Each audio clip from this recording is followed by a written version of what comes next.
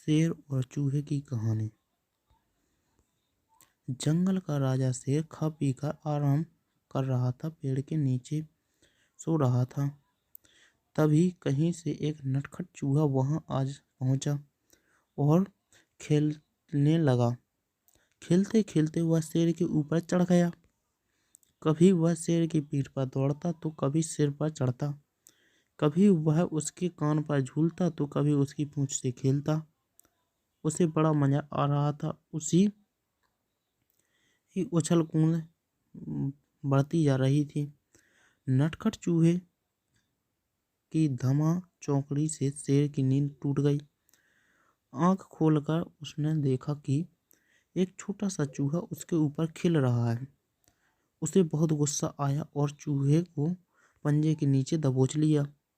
शेर के पंजे में आते ही चूहे डर गया और थर थर कांपने लगा।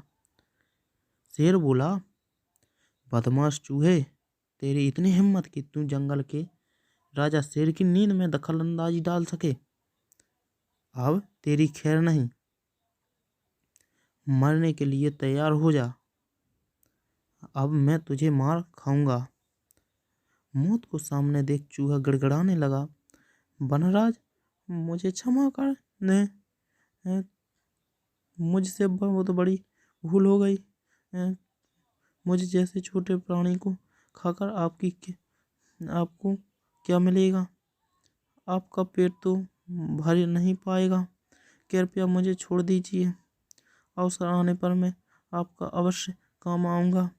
चूहे की बात सुनकर शेर को हंसने लगा और बोला, मैं जंगल का राजा हूँ।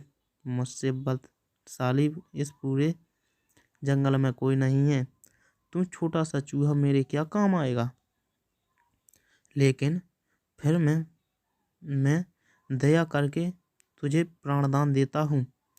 मेरी नज़रों से दूर चला जा।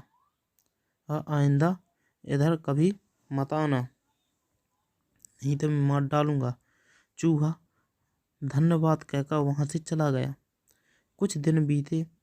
एक दिन शेर जंगल में शिकार के लिए घूम रहा था कि वहीं शिकारी द्वारा बिछाए जाल में फंस गया। उसने बहुत प्रयत्न किया किंतु जाल से बाहर नहीं आ पाया। वह मदद के लिए दहाड़ने लगा। शेर की दहाड़ वहां से गुजर रहे एक चूहे के कानों में पड़ी। यह वही चूहा था जिसे शेर ने दया कर प्राणदान दिया था।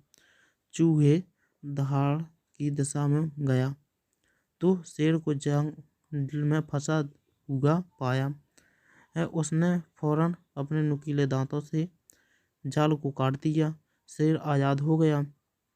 उसने चूहे को धन्यवाद कर दिया तो चूहा बोला, वनराज, आप शायद मुझे भूल गए होंगे।